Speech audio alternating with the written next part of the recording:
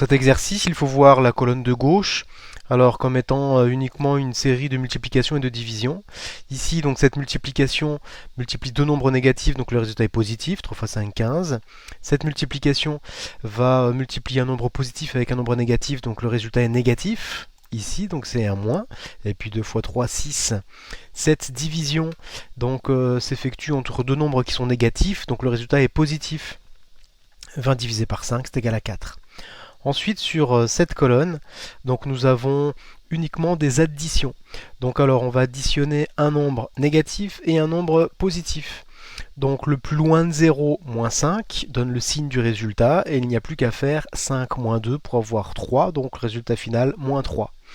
Ensuite, pour le deuxième calcul, on est en présence d'une addition avec un nombre négatif, un nombre positif. Donc le plus loin de 0, c'est 8, ça veut dire que le signe du résultat est positif. On fait 8 moins 7, 1, et donc résultat final 1. Et puis sur cette addition, eh bien, on ajoute deux nombres qui sont des nombres négatifs, donc le résultat est négatif. Et il suffit d'ajouter les distances à 0, 2 plus 3 est égal à 5. Ici, nous sommes dans cette dernière colonne, la colonne la plus à droite. Nous sommes en présence d'une soustraction qu'on va transformer en une addition. Plus 2 devient moins 2 et moins 5 reste moins 5. À partir de là, c'est une addition de deux nombres négatifs. Donc le résultat est négatif et on ajoute les distances à 0, moins 7 comme résultat final. Ensuite, cette soustraction se transforme en une addition. Moins 7 reste moins 7, 8 devient moins 8 en changeant la soustraction en addition. Nous sommes en présence maintenant d'une addition de deux nombres qui sont deux nombres négatifs. Donc le résultat final est négatif et il suffit d'ajouter les distances à 0. 7 plus 8 est égal à 15. Pour cette soustraction, eh bien, on va la transformer en une addition. 10 reste 10, moins 2 devient plus 2. Et à partir de là, nous sommes en présence d'une addition avec deux nombres qui sont deux nombres de même signe, positif. Le résultat est donc positif. Et il n'y a plus qu'à ajouter les distances à 0. 10 plus 2 est égal à 12. Pour l'exercice 2, il s'agit déjà de savoir quelle est la durée du sommeil, ou en tout cas de la nuit. À partir de là, entre minuit et 5 heures du matin, il y a donc 5 heures. Ça, c'est la première information. Chaque heure, la température baisse de 3 degrés. C'est marqué ici. Donc à partir de là, on va faire la multiplication. 5 multiplié par moins 3 pour avoir comme valeur moins 15. Et la petite phrase qui dit qu'entre minuit et 5 heures du matin, la température a baissé de 15 degrés. Ok. Mais comme la température au départ était de moins 4 degrés, ici, je vais ajouter à mes moins 4 degrés cette valeur moins 15. Je vais obtenir cette valeur moins 19. Et donc du coup, à 5 heures du matin, il fera moins 19 degrés. Exercice 3, pour la première vignette en haut à gauche, eh bien, le point E, en tout cas la lettre E, correspond à l'abscisse moins 1,5. Plus on se dirige vers la gauche, et plus en fait la valeur de la distance à 0 augmente. Donc entre le moins 1 et le moins 2, on est à moins 1,5. Ensuite, pour les coordonnées du point F, on va repérer, alors ici, le point F comme abscisse moins 1, à cet endroit-là. Et puis on va lire sur l'autre axe, ici, la valeur, donc la deuxième valeur, qui correspond à 3. Donc les coordonnées de f sont moins 1, 3. Ensuite, une seule ligne est vraie. Et bien effectivement, c'est la A qu'il fallait répondre. C'est-à-dire qu'au moins 1,5 est le plus loin de 0 par rapport à moins 0,5. Ce qui fait que c'est la seule ligne où effectivement c'est cohérent. Donc plus on est loin de 0, comme pour un nombre négatif, et plus on est petit. Donc du coup, pas de souci, on est bien sûr, c'était la A qui était bonne. Ensuite, pour la quatrième vignette, eh bien, nous sommes en présence d'une soustraction. Cette soustraction se transforme en une addition.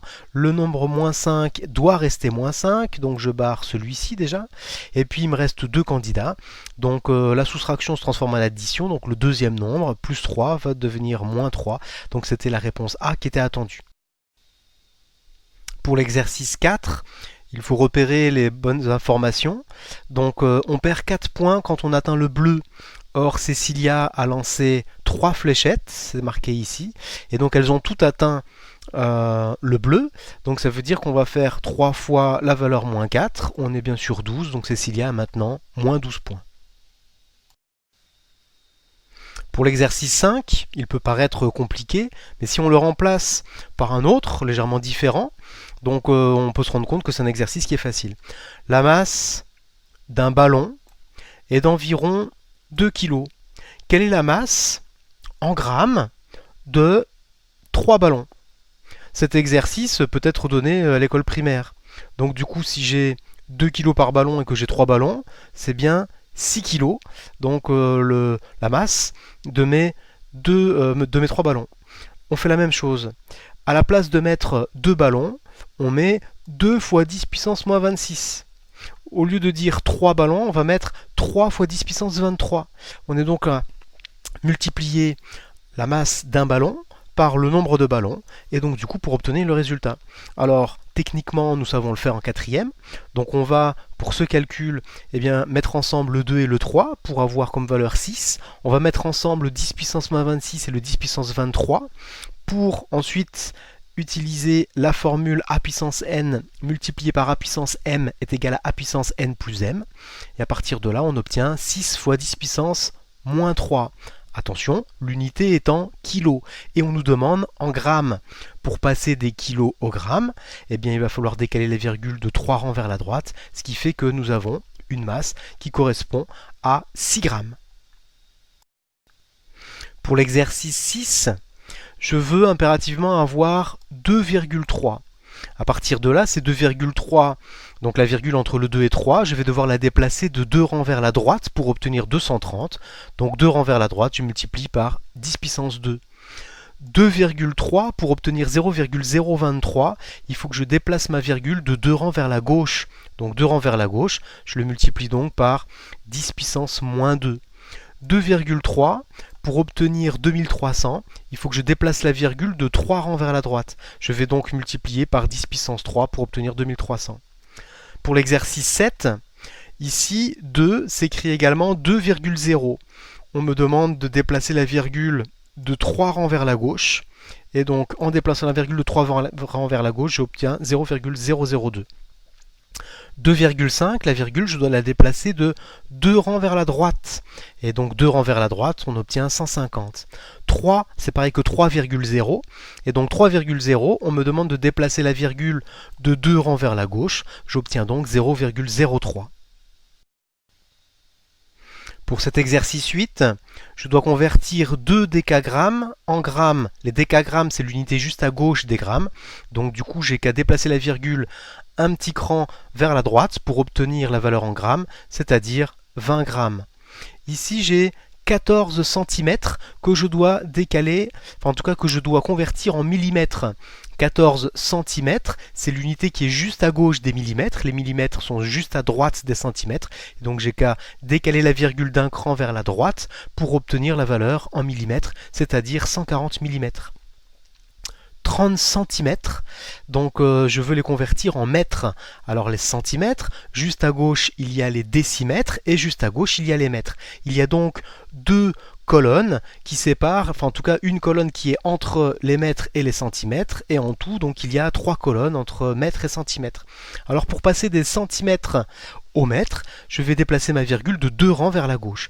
Et donc 2 rangs vers la gauche, je me retrouve avec 0,3 mètres. Et puis attention, on est maintenant sur des unités de surface, donc les déca mètres carrés, c'est l'unité qui est juste à gauche des mètres carrés. Il y a 2 colonnes pour changer d'unité, donc ça veut dire qu'il va falloir à partir de 42,0, la virgule la déplacer de 2 rangs vers la droite pour obtenir des mètres carrés. On est donc sur 4200 mètres carrés. Pour cet exercice 9, 4,5 milliards d'années.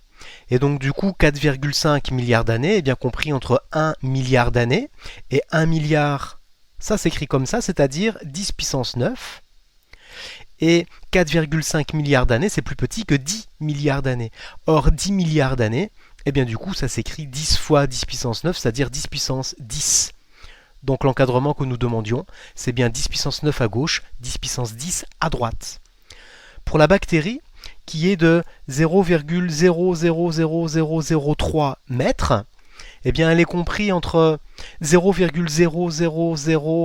je sais plus, je suis perdu là, 0,000001 mètres, qui correspond à 1 fois 10 puissance moins 6, et puis donc 0,00010 mètres, qui correspond à 10 fois 10 puissance moins 6, ou alors qu'on peut écrire 1 fois 10 puissance moins 5. À partir de là, ce qu'il y avait à gauche, c'est 10 puissance moins 6, et ce qu'il y avait à droite, c'est 10 puissance moins 5. Pour cet exercice avec Scratch, donc il faut bien comprendre qu'il y a, on va dire, des récipients, donc des récipients qui correspondent à des variables. Il y a un récipient qui s'appelle réponse, on va dire celui-ci, et un récipient qui s'appelle valeur. Et donc j'ai mis ici la variable réponse, la variable valeur. Avant d'entrer dans la boucle, il y a l'utilisateur qui saisit en fait dans la variable réponse la valeur 10. Voilà, et avant d'entrer dans la boucle, donc on en est ici, et bien donc dans la variable valeur, il y a la valeur 1. C'est ce qu'on va appeler l'étape d'initialisation. Puis on rentre dans la boucle. Dans la valeur, dans la variable valeur, on va mettre le résultat de ce qu'il y a dans valeur, c'est-à-dire 1, multiplié par ce qu'il y a dans réponse, c'est-à-dire 10. Et donc du coup, à la fin de la première boucle, j'ai toujours dans réponse 10 et j'ai dans valeur la valeur 10. Puis je refais une autre fois la boucle, et à la fin de cette deuxième boucle donc d'exécuter, j'ai dans la variable réponse la valeur 10, et j'ai dans la variable valeur 100 parce que j'avais 10 et je multiplie encore par 10, donc j'ai 100. La troisième fois que je fais la boucle, j'ai toujours dans la variable réponse 10, mais je vais mettre dans la variable valeur le résultat de ce qu'il y a dans valeur, c'est-à-dire 100, multiplié par 10. Et donc du coup, je me retrouve avec 1000. La quatrième fois que je fais la boucle, j'ai toujours dans la variable réponse la valeur 10, et je vais mettre dans la variable valeur ce qu'il y a dans valeur, c'est-à-dire 1000, multiplié par 10, c'est-à-dire 10 000. Et puis, dans la dernière fois où je fais la boucle, la cinquième fois que je fais la boucle, j'ai toujours dans la variable réponse la valeur 10, et j'ai dans la variable valeur 10 000 multiplié par 10, c'est-à-dire 100 000. Et à partir de là, on est bien sur le résultat final, c'est-à-dire ce que va dire Scratch, c'est ou le lutin, c'est le résultat est 100 000. Alors, je vais pour cet exercice 11 appliquer le programme de calcul. Alors, pour la première question, c'est 10 le nombre de départ. Donc je choisis un nombre, c'est 10. Je multiplie ce nombre par moins 5. Donc je me retrouve avec moins 50. Et je double le résultat obtenu, c'est-à-dire moins 50 fois 2. On est bien sur du moins 100. Donc le résultat final, c'est moins 100. Maintenant, je vais appliquer ce programme de calcul à un autre nombre, moins 2. Donc je choisis le nombre, moins 2, je multiplie ce nombre par moins 5. J'obtiens donc le résultat moins 2 fois moins 5, c'est-à-dire 10. Et je double ce résultat, c'est-à-dire 10 fois 2, j'obtiens la valeur 20. Maintenant on me demande, quand j'applique le programme de calcul, j'obtiens au final 10. Alors ce que j'ai fait, c'est comme je sais qu'à la fin, donc je double le résultat. Et bien du coup, avant de le doubler, j'ai donc divisé par 2 pour savoir quel était le nombre de l'étape juste au-dessus. J'ai obtenu 5. Ok? Donc comme j'ai multiplié le nombre de départ par moins 5, et que le résultat c'est 5, et bien du coup j'ai fait une division par moins 5. Donc 5 divisé par moins 5, j'obtiens moins 1. Et donc le nombre de départ était bien moins 1. Je fais une vérification, on ne sait jamais. Si je choisis moins 1, je multiplie ce nombre par moins 5. J'obtiens comme valeur 5. Je double le résultat obtenu, j'obtiens 10. Et donc du coup, on est bien sur, voilà, moins 1 va donner comme résultat final 10.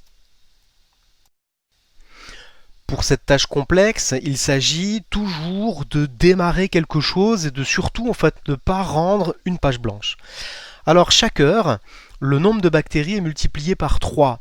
Donc j'ai fait un tableau. Dans ce tableau, j'ai mis l'heure de départ. Et bien du coup, j'avais, on va dire, une bactérie qui représente 3 fois 10 puissance 0. Au bout d'une heure, cette bactérie se coupe en 3. Et donc du coup, j'ai 3 bactéries qui peuvent s'écrire 3 puissance 1. Au bout de 2 heures, les 3 bactéries se redivisent. On obtient 9 bactéries, et ces 9 bactéries, on peut l'écrire 3 puissance 2. Au bout de 3 heures, ces 9 bactéries en fait, se partagent encore en 3, et donc nous nous retrouvons avec 27 bactéries. Les 27 bactéries peuvent s'écrire 3 puissance 3. Alors on comprend, on peut généraliser. Donc au bout de 24 heures, le nombre de bactéries correspond au résultat de 3 à la puissance 24. Ça c'est déjà un premier résultat. Donc une petite phrase. Au bout de 24 heures, les bactéries sont multipliées par 3 puissance 24. Il reste donc à déterminer cette valeur. Alors, j'ai réécrit 3 puissance 24 sous cette forme-là. Puis ensuite, j'ai fait des regroupements, c'est-à-dire 3 fois 3, ça fait 9. Les 9 fois 9, bah, ça fait 81. Les 81 fois 81, c'est facile à trouver, donc on pose le calcul, ça fait 6561. 6561 multiplié par 6561, ça se complique un petit peu, il faut poser l'opération. On est sur 43 46 721. Et il me reste à le multiplier par 6561 pour obtenir le résultat final. Alors pour faire ça, bah, j'ai posé l'opération ici, comme quand on était à l'école primaire, il n'y a même pas de nombre à virgule, et donc ça me permet de trouver le résultat. Alors 1000 millions milliards, on est sur 282 milliards 429 millions 536 481. Donc voilà le nombre qui est le nombre recherché. L'important, c'est vraiment de s'engager dans un exercice, en tout cas s'engager dans quelque chose et expliquer correctement avec des phrases et des calculs cohérents, donc la démarche que vous êtes en train d'accomplir.